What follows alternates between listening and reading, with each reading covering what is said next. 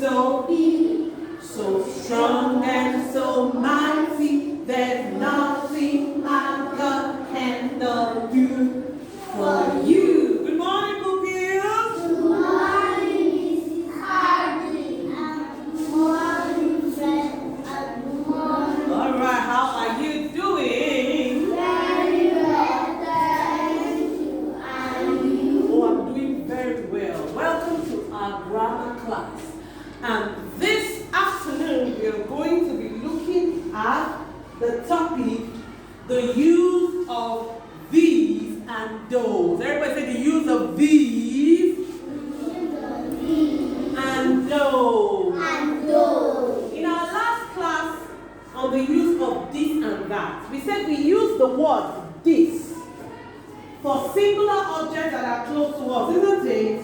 For example, this is my marker. Now touch the book in front of you and address it. This is my... Okay, what if the book was far off? Imagine your book was there. What will you say? That is my book, and you're going to point, okay? Let's go. That is my book. So the use of this and that is for singular objects. And we say singular means one thing, and plural means more than one. That's two or more. Now, under the topic, the use of these and those, it's just like the former topic we talked about. But we use these and those for plural objects. Now, let's read.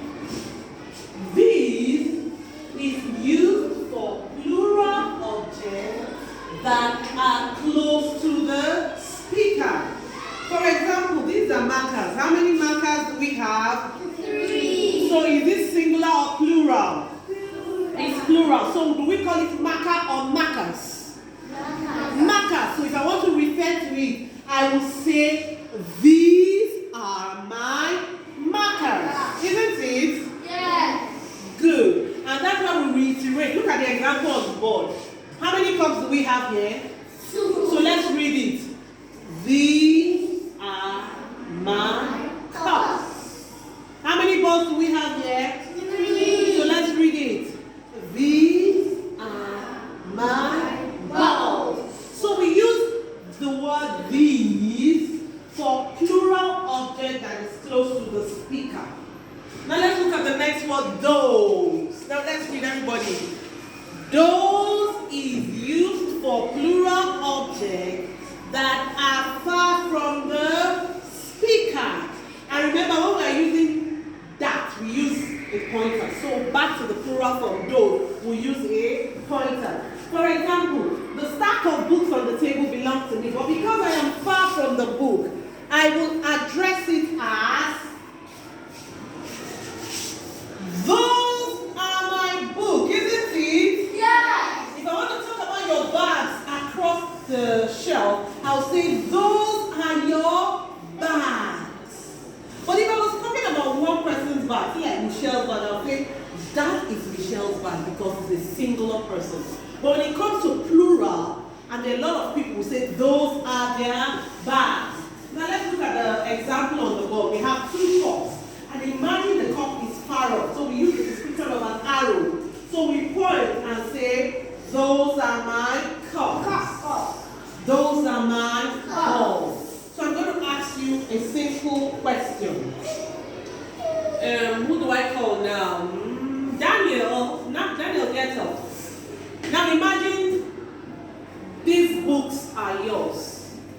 Now address this book. Tell me about this book that they belong to you. What will you say? These are my books. Because it is close to Daniel. Now Daniel, imagine the book is far. Please, can you tell me about your book? What are you going to say with the pointer? Let's go. Go. Those are my books. Very good.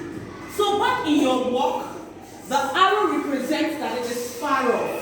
Now open to page 56 of your notebooks and fill in the correct use of these and those. Open to page 56, everybody.